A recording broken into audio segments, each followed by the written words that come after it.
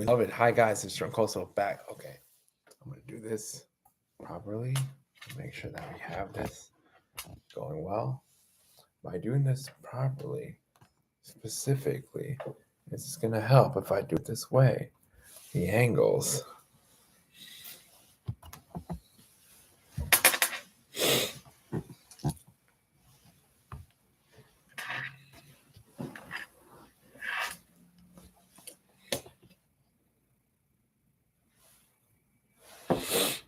Okay, I think we're good. Mr. Troncoso back at it again with another live. And you're probably wondering, where am I? I am not home. I am working. I'm on tour. I'm touring a couple of colleges and working and speaking at these colleges in Virginia, as well as Kentucky. And I'll be back in the Bronx at a college in my area at Fordham University. So it's going to be really awesome to see that. I'm just very thankful that we are out here doing the things. It's always interesting because the mindset that you have with this, which I want to talk about today, is something that can make or break you.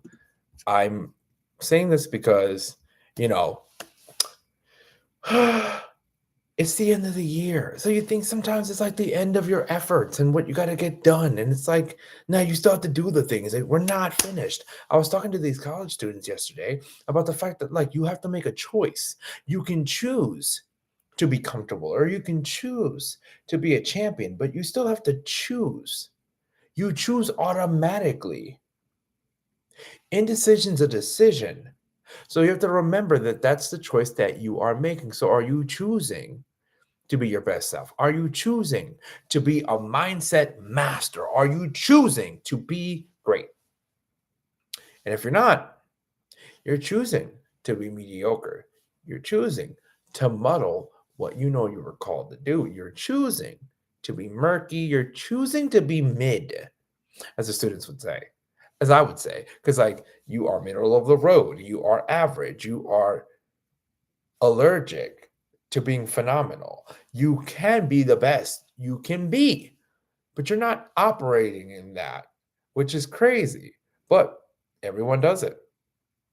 So as I'm like breaking this down, I wasn't gonna go live and I was gonna like write and say, oh, I'm gonna have to like push this to next week or next month, whatever the case may be. But it's like, no, like I'm going live. We're gonna do it. It's gonna happen.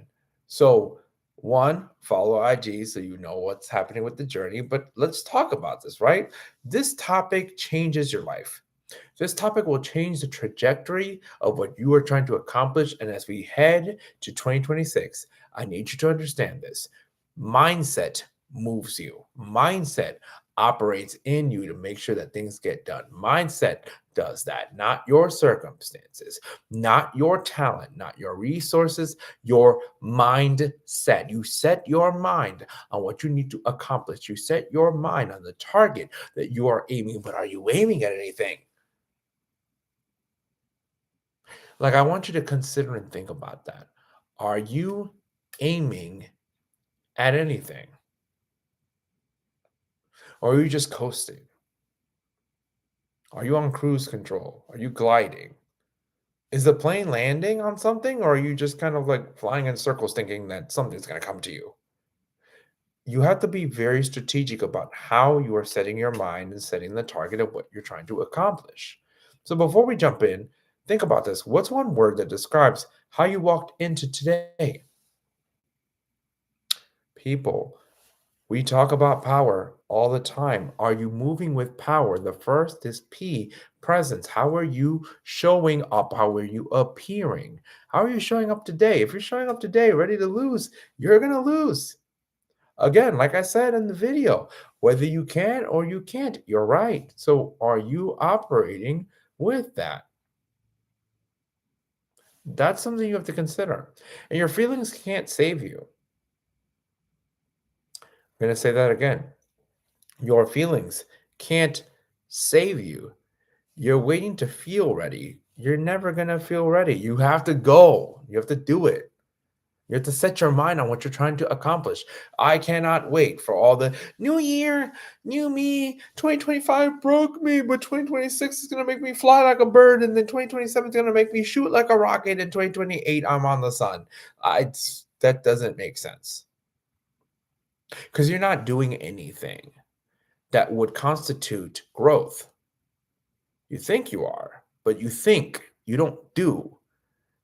And like we all know the quote, if you keep doing the same things over and over again, expecting change, you're insane. So, what do we do with that? The hard truth is this: if you walk into a moment believing you've already lost, you have. So, you already got to set your mind before you move forward, or else you're not going in the right direction. Again, when that happens, you don't just become nervous, you're neurologically aligning yourself with failure. You're choosing what you're going to be doing. Your brain starts aiming for the outcome you're most convicted and convinced of. If you believe you're going to fail, then you fail. This isn't going to work well. Okay? It's only a matter of time before you put obstacles in your path that justify your way of thinking because you said you couldn't. So you're going to make sure subconsciously that you can't. And then it's like, see, nothing ever works out for me. Now, I'm not saying that things won't be difficult, but I am saying you make it difficult when you doubt yourself. You make it difficult when you demonize what you're trying to accomplish. You make it difficult when you're trying to destroy what you were aiming to get done. Again, students, we talk about this. You are like, I'm going to fail the test. Then you're probably going to fail the test, or at the very least, probably like a C minus. You're not going to do well. And I'm not saying you have to have this blind confidence of like not studying and then getting A pluses. That may not happen. But don't just walk in being like, nah, I failed. Because then what's happening is you're like, okay, I'm going to fail. So what's the point in studying? So you don't study and then you stay up until like 3, 4, 5, 6, 7 in the morning. And you wake up, have to do the test on like 46 minutes of sleep. You chug Red Bulls. You scream at everybody that's trying to tell you to like get rest and chill out. And then you bomb the test anyway. And then you wonder, okay, see, I'm not a good test taker. Sometimes that's true. And sometimes you put yourself in a position where you don't end up being that good test taker. And if you aren't, what are you doing to fix that? Are you being intentional? And for the first part, before you do anything practically, you need to do something in your mind philosophically. Are you neurologically believing you have a shot? Educators, if you think your kid can't, they can't. If you gave up on them and you're just looking for a check, bro, leave. Because, like, what are you doing? So that's the thing I need you to really consider and think about. You cannot think that your kids are going to succeed, be phenomenal, that you're going to be a good steward of your colleagues if you don't believe there's good in them. If you don't believe they can, if on the worst days that you have, you don't think there's a shred of hope, you're not going to try. And if you don't try, you know they're not gonna. No matter what they say about you, you lead by example when you're leading in class. I'm just saying this. This is not theory. I know this. I've seen it. I've ran the play. I've done the practice. And it's always worked out that way. If I go into work believing that I can't do much or that today's just going to be a, regular schmegular midday, then what happens is my students start to pick up off that aura, off that energy, off that presence, because that's how I showed up. So they're not going to want to do great things. Now, sometimes they might surprise you, but those are outlier type behaviors. You don't want to believe that it's just like, things are going to work against you in that way. When you're thinking bad, things will be good. When you're thinking good, things will be bad. That's 1 in a million. That's very not the case. So you need to start generating yourself, putting yourself in that position where you believe that things can work out for you. And that's not false optimism. That's just you believing that it'll work out. So again, mindset is not a soft skill.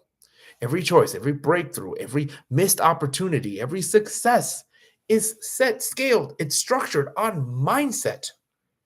Mindset is the engine behind every result you produce. Again, there are anomalies. So I'm not saying it will never work out the other way around.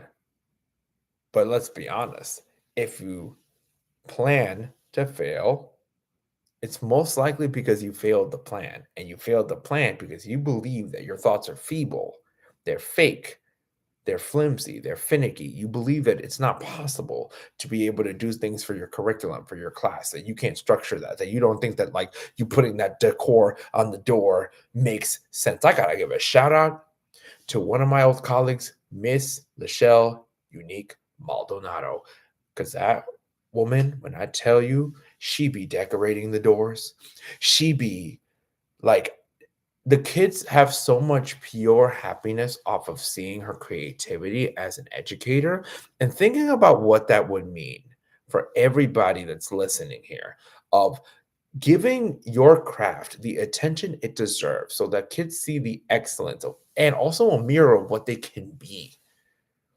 They won't get that if you don't think that you have it in you to do it. They won't think that if you don't believe in them. And part of that is before you start to believe in others, you have to believe in yourself. Mine, me, mindset. You have to believe that you can before you can believe others are able to.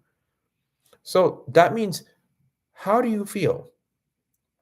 Again, think of your mind like a rudder on a ship. Tiny shifts create massive direction changes. It's that 2 millimeter shift. Where are you landing? How are you moving? Is one moment of a day creating a monument, creating a lasting memory that's going to shift the rest of your day? You need to consider what that is for you. So think about this, right? 80% of your thoughts are negative, 90% of your thoughts are repetitive. If you take a thought and that's what you believe and it's not good, and you stay with it, you made something that was supposed to be subtle a season, a state. A second becomes literally a season.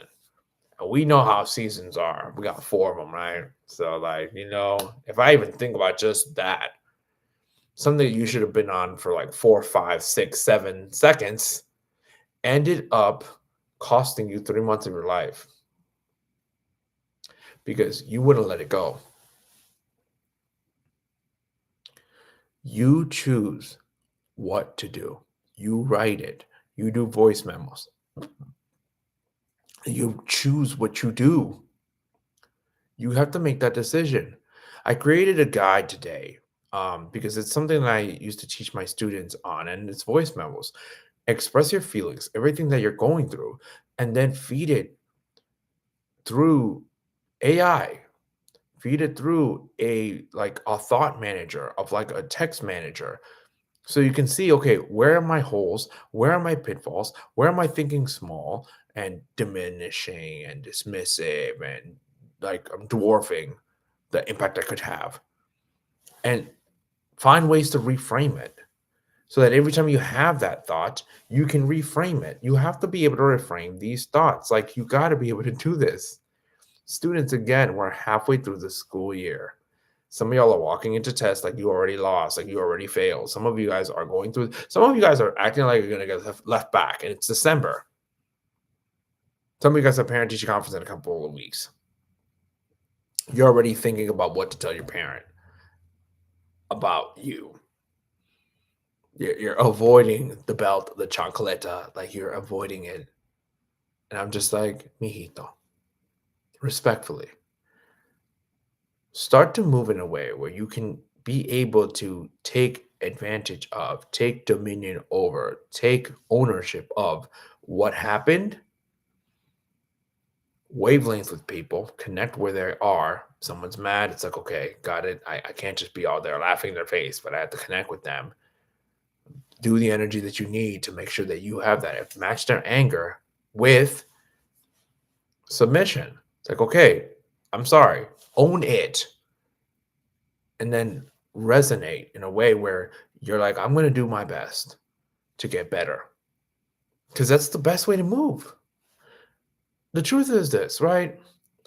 There are students I've coached who don't perform not because they're not intelligent or because they don't have the skills, but they don't show up with belief. So like they don't show up to practice believing they're about to do great things. I'm at a speech and debate tournament right now, and I think about the main thing that I would tell a lot of these kids. I've spoken to some of the coaches. The kids don't do well because they don't practice. They don't practice because they think, what's the point? But then why are schools paying for you to go? Why pay the entry fee if you don't have the slightest belief you got a shot? I'm not saying you're going to win every tournament, but like think that something's possible. So you have to choose that. And the thing about it is, it's wild because when I work with the kids, they believe no one's watching. They believe I'm not paying attention. They believe because I'm like scattered in my thoughts, I'm writing down notes or things like that. But I'm testing their skills. I'm watching everything. I am emotionally intelligent and I am very keyed in on every student that I have, every client that I work with, especially the college students. I can tell you're burnt out. I can tell you're going through what you're going through. Duh. But I give them a task and they'll execute it perfectly without thinking it's an assessment because I hide the fact that it's an assessment. Because when I tell them to do something and they execute it and they don't realize it was a test, then they're like, wow, you tricked me. I'm like, no, you tricked me. You tricked me because you out here making me think I can't believe that you could do this. You can. You will. You must. Shout out ET. You can. So explain to me this. If you can, then why aren't you? Educators, you can do these lesson plans in your sleep. You can do it with the absence of children, but when they're in front of you, you cave. It's them. No, no, no. Do what you need to do. There's hurdles, there's struggles, there's problems, there's hiccups. Yes, that's true. But you know what you were called to do. You know your mission. Kids, you know your mission. Students, you know your mission. Get it done. Like, if you understand that, you're going to be just fine. So, this is what I'm going to leave you with because I think it's very important. You have to decide your mindset before you decide your action. Before you move, stop. Take a moment. Breathe in, hold, breathe out. And think about, what are you trying to accomplish today? What are you trying to accomplish this week? What are you trying to accomplish in the next hour? Before the test, before the lesson, before the meeting, before the presentation, before the dream, before your goal, before your thought, before the day starts in a way where you're like, okay, here we go. Before you have to get everything done, where's your mind at? Your mindset is the rudder. Your mindset is the engine. Your mindset is the quiet voice that decides whether you step up or step back. Is it a setup or is it a setback? You decide. So, with that being said, I need you to understand mindset moves you, not fear, not doubt, not negativity, not anxiety, not depression. They're symptoms of the root that you have. And if your root is unhealthy, I do not care what you will try, massages, therapy, chocolate, you're doomed. The opposite is true. If your mindset is strong, no matter what comes your way, you're not going to break. You may be struck down, but you won't lose. But it's up to you. And if you never change your mindset, you're never going to change your life. So today, choose belief, choose effort, choose alignment, choose purpose, choose to do it scared because it's not easy. It's anxiety inducing, but do that thing. Whatever that thing is, do it scared. Do it with power. Do it when you don't know if it's going to work out. Go in believing that it's going to work out somehow. Somehow have the faith that it's going to work out. Somehow have the faith you're going to pass that test. Somehow prepare, practice, and see what will happen. Again, you will be amazed how amazing you will be if you just try. That's my time. And I want you to sit with this. If one thing is stopping you from reaching your goal, how dare you let it govern your life?